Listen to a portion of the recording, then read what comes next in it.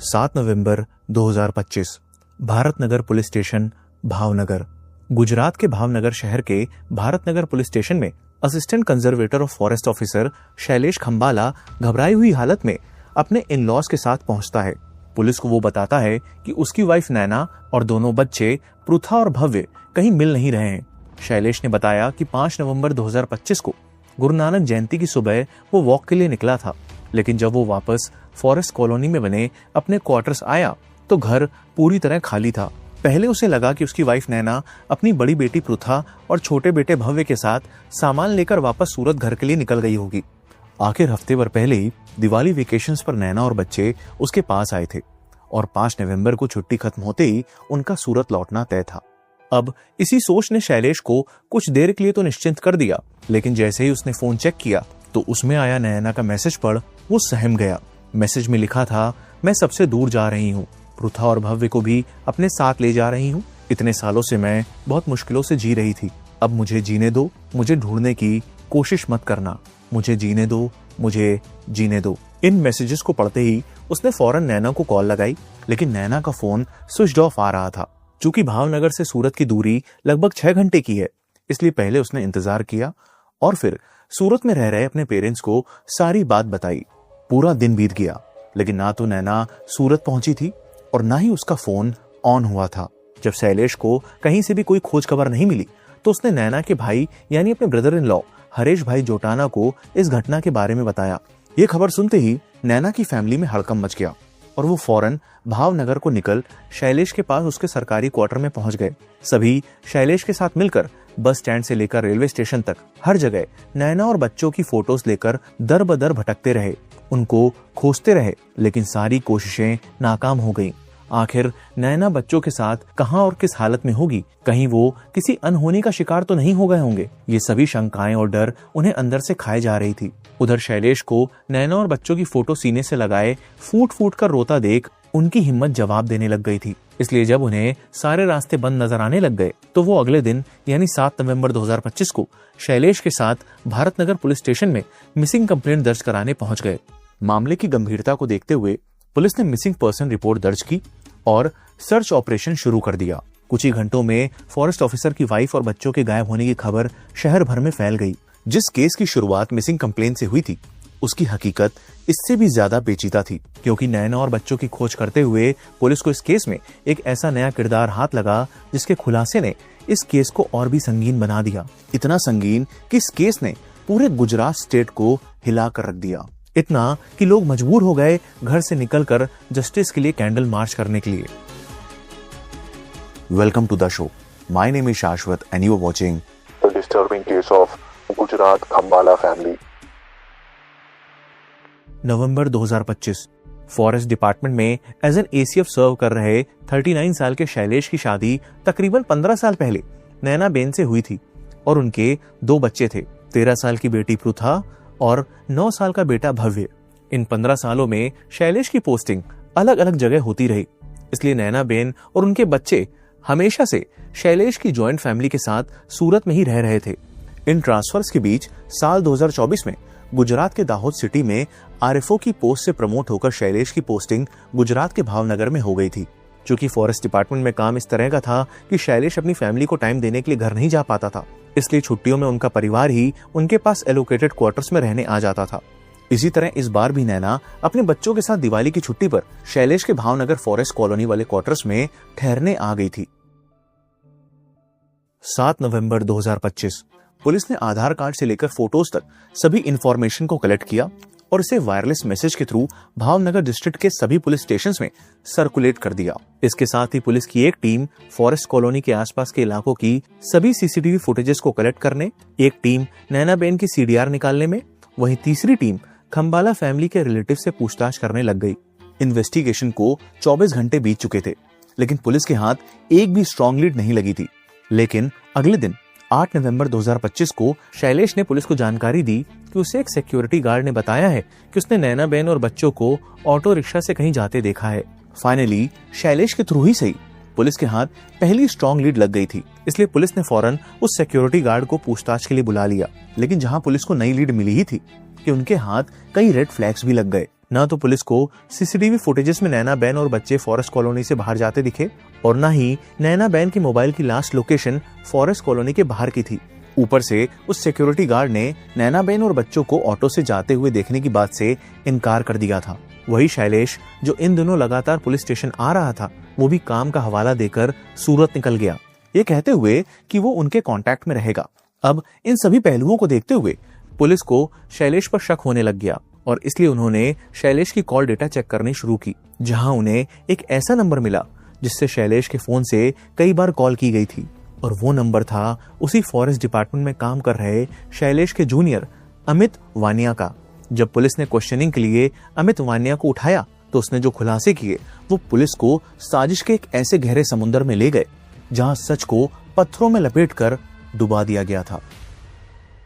16 नवंबर 2025 को police JCB, FSL team, dog squad, photographer, executive magistrate और ACF Amit Vaniya के साथ शैलेश खंबाला के एलोकेटेड क्वार्टर के उस आइसोलेटेड एरिया में गई जो सुनसान पड़ा रहता था। इधर पुलिस ने नैना बेन के मायके वालों को भी इन्फॉर्म करके बुला लिया था। इस खाली एरिया में पुलिस 2 जगह खुदाई करवाना शुरू करती है, excavation site A and excavation site B. लेकिन एक्सकेवेशन साइट ए को 6 फुट से ज्यादा खोदने के बाद भी पुलिस को कुछ नहीं मिला। माथे पर शिकन के साथ पुलिस ने उस साइट को थोड़ा और खोदने को कहा और मात्र आधा फीट और गहराई पर पहुंचते ही उस गड्ढे से भीषण गंदी बदबू हवा में फैलने लगी। यह बदबू पत्थरों और साड़ी से लिपटी एक लाश से आ रही थी। बुरी तरह सड़ चुकी बॉडी को जैसे ही पुलिस ने बाहर निकाला तो जमीन की गहराइयों में दफन अपनी बेटी नैना बेन को देख उसका परिवार बुरी तरह टूट गया। लेकिन यह सदमा कम नहीं था कि वहीं दूसरी एक्सकेवेशन साइट की खुदाई पर पुलिस को वहां पत्थरों से लिपटी 2 बच्चों की लाशें मिली जो आइडेंटिफिकेशन पर पृथा और भव्य की थी। पुलिस ने बिना देरी किए तीनों डेड बॉडीज को पोस्टमार्टम के लिए भावनगर के सर तख्त सिंह जी जनरल हॉस्पिटल भेज दिया। साथ ही एफएसएल टीम ने डेड बॉडीज के साथ मिले कपड़ों, पिलोज और बेडशीट को सीज करते हुए फॉरेंसिक जांच के लिए भेज दिया। सबूत इकट्ठा करने के लिए पुलिस स्निफर डॉग्स की टीम को शैलेश के क्वार्टर्स ले गई। उन डॉग्स ने दीवारों से लेकर सोफा तक घर के हर कोने को स्मेल किया, लेकिन जैसे ही वो बेडरूम में पहुंचे उनका बिहेवियर अचानक एग्रेसिव हो गया और वो जोर जोर से भौंकने लगे। इसी दौरान एफएसएल टीम ने बेडरूम और आसपास के इलाकों से अलग अलग सैंपल्स कलेक्ट किए। इन इनिशियल फाइंडिंग्स के बाद पुलिस का शक पूरी तरह पक्का हो चुका था। बिना और वक्त गवाए शैलेश खंबाला को अरेस्ट कर लिया गया और उसे इंटेंसिव इंटेरोगेशन के लिए ले जाया गया। उधर पोस्टमार्टम कंप्लीट होते ही नैना बेन, उनकी बेटी पृथा और बेटे भव्य का अंतिम संस्कार बाकी परिवार के लोगों की मौजूदगी में कर दिया गया। कल तक जो बेटी और बच्चे गुमशुदा थे, आज उन्हें देखने के लिए परिवार वालों की आंखें तरस रही थी। आज उन्हें इस हाल में पाकर पूरे परिवार पर आसमान फट चुका था। उन्हें विश्वास ही नहीं हो रहा था कि शैलेश एक पिता और पति होकर ऐसा कदम उठा सकता है। और उसकी यह भी वजह थी कि 15 साल की शादी में नैना बेन ने आज तक शैलेश के साथ किसी भी तरह का मनमुटाव और परेशानी की शिकायत नहीं की थी। नैना बेन के परिवार का कहना था कि यह काम अगर शैलेश का है भी तो वो अकेले 3 लोगों को मारकर उनकी लाश पत्थर से बांधकर उन्हें इतनी दूर घसीटकर इतने बड़े और गहरे गड्ढे को खोदकर उन्हें इतने कम समय में दफना नहीं सकता। इसलिए उन्होंने इसमें और कई लोगों के शामिल होने का शक पुलिस से जाहिर किया। कई सवालों के जवाब अभी भी अधूरे थे, लिहाजा पुलिस ने इसे जानने के लिए शैलेश को इंटरोगेट करना शुरू किया। लेकिन शैलेश, जिसने पूरे झूठ का मकड़जाल फैला रखा था और शुरू से अभी तक जो पुलिस को मिसलीड कर रहा था, वो सारे झूठ पकड़े जाने के बावजूद भी पुलिस को एक फेक कन्फेशन देना शुरू करता है। शैलेश ने पुलिस को बताया कि जब दिवाली की छुट्टियों पर नैना बेन बच्चों के साथ भावनगर आई थी तो घर आते ही दोनों के बीच रहने को लेकर झगड़ा हुआ। वो चाहता था कि नैना और बच्चे सूरत में उसके पेरेंट्स के साथ ही रहें, बट नैना जिद पर अड़ी थी कि वो उसके साथ ही भावनगर में रहना चाहती है। इस बात पर शुरू हुई लड़ाई 4 दिनों तक चलती रही और आखिरकार 5 नवंबर को गुस्से में उसने नैना बेन की हत्या कर दी और पकड़े जाने के डर से बच्चों को भी मारकर लाशें गड्ढे में दफन कर दी और फिर उनके गायब होने का नाटक रचा। शैलेश की बातों में 50% सच्चाई थी और 50% झूठ, लेकिन वो कॉन्फिडेंट था कि हर बार की तरह वो इस बार भी पुलिस उसके इस झूठ में फंस जाएगी। लेकिन वो ये नहीं जानता था कि इस बार पुलिस उससे एक कदम आगे थी। सीडीआर से पुलिस शैलेश के जूनियर अमित वानिया तक पहुंच चुकी थी, जिसने बताया कि 2 नवंबर को ही शैलेश सर के इंस्ट्रक्शंस पर उसने 2 जगह गड्ढे खुदवाए थे। सवाल सिर्फ इतना था कि अगर कत्ल 5 नवंबर को अचानक हुआ तो गड्ढे पहले से क्यों तैयार किए गए थे। यही बात जब सख्ती के साथ पुलिस ने शैलेश से पूछी और उसकी अच्छी खातिरदारी की, तब उसने अपने रचे इस काले भयानक अपराध के राज की कहानी बतानी शुरू की। 3 साल पहले, साल 2022, जूनागढ़ फॉरेस्ट डिपार्टमेंट, गुजरात। साल 2022 में शैलेश खंबाला का ट्रांसफर गुजरात के दाहोद से जूनागढ़ फॉरेस्ट डिपार्टमेंट में होता है, जहां उसकी मुलाकात उससे 10 साल छोटी फीमेल फॉरेस्ट वर्कर से होती है। समय के साथ ये फॉर्मल ऑफिस को वर्कर रिलेशनशिप अनऑफिशियल मुलाकात, फिर कॉफी और डिनर डेट में बदलता है। यह मुलाकातें धीरे धीरे दोनों के बीच अफेयर को जन्म देती हैं। यह अफेयर इतना बढ़ जाता है कि दोनों साथ में जीने के सपने देखने लगते हैं। इनफैक्ट कुछ वक्त बाद ट्रांसफर्स के चलते अलग अलग जगह हुई पोस्टिंग्स के बाद भी दोनों लॉन्ग डिस्टेंस रिलेशनशिप को बड़े आराम से निभाते हैं। कभी शैलेश छुट्टी लेकर उससे मिलने चला जाता, तो कभी वो छुट्टी लेकर शैलेश के क्वार्टर में ठहरने आ जाती। शैलेश उसके लिए इस कदर ऑब्सेस्ड था कि वो उससे मिलने के लिए ऑफिस में लीव सैंक्शन करवाने की खातिर किसी भी हद तक गिरकर झूठ बोल सकता था।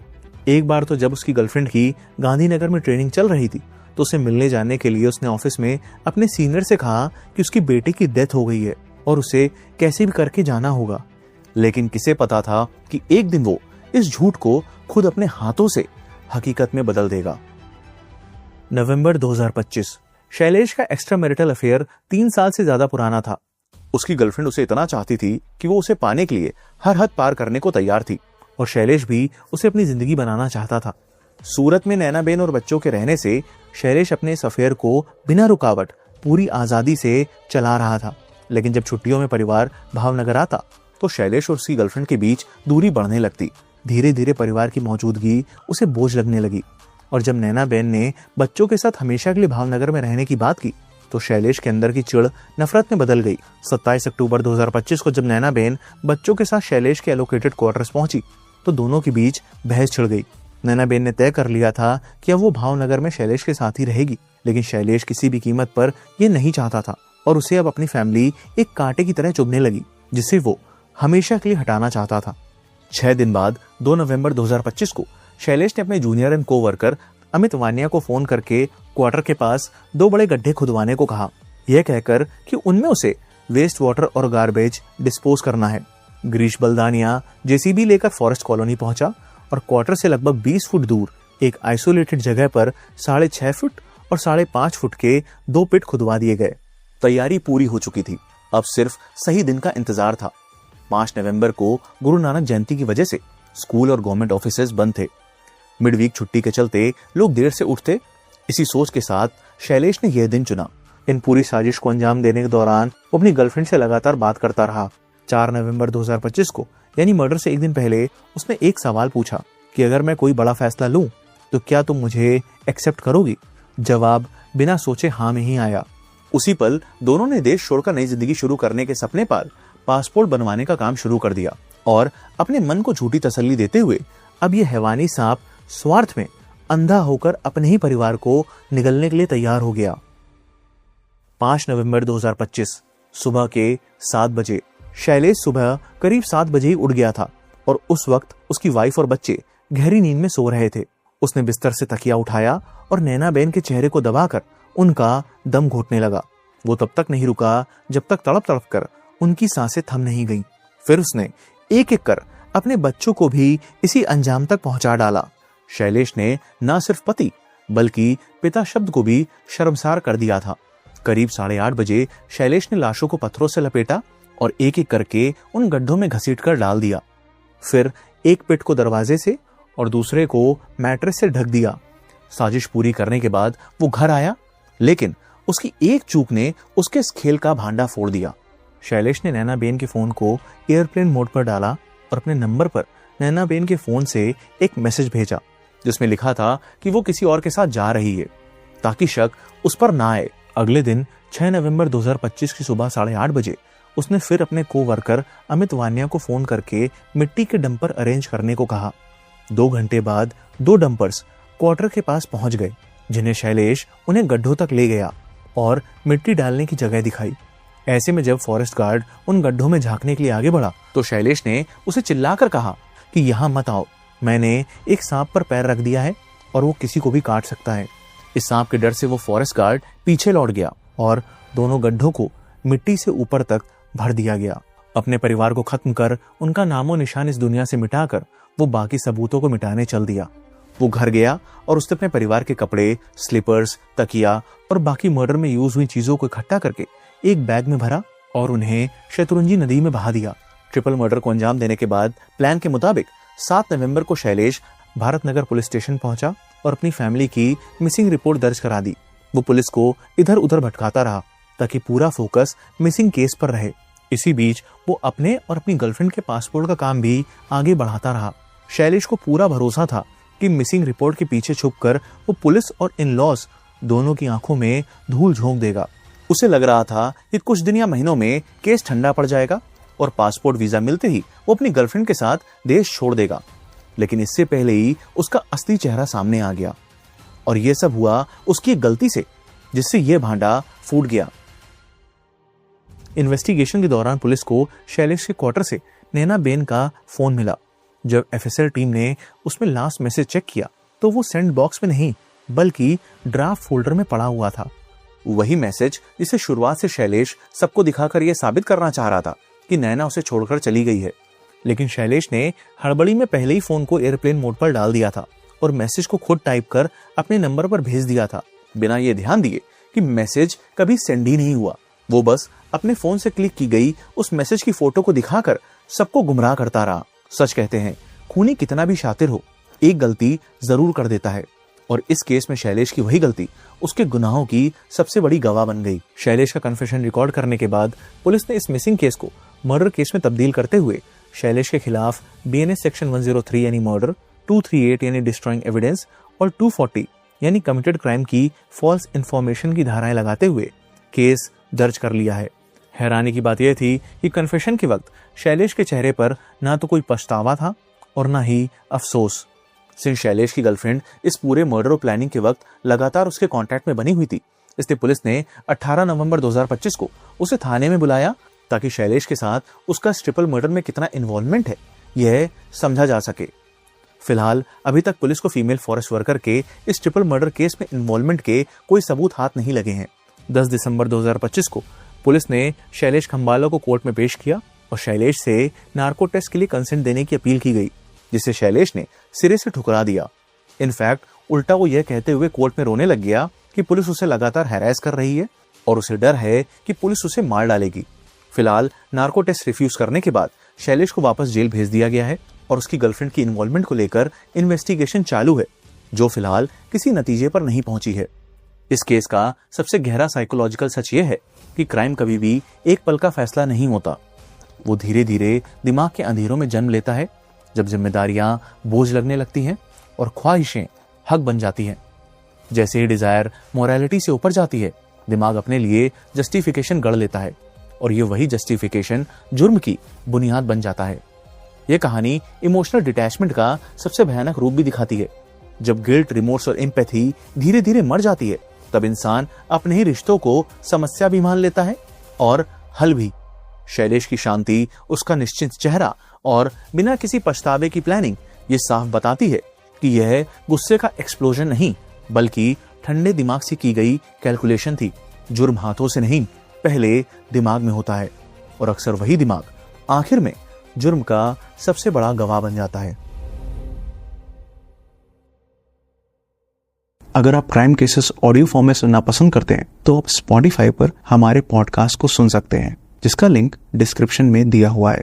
और ढेर सारा प्यार और सपोर्ट देने के लिए दिल से थैंक यू।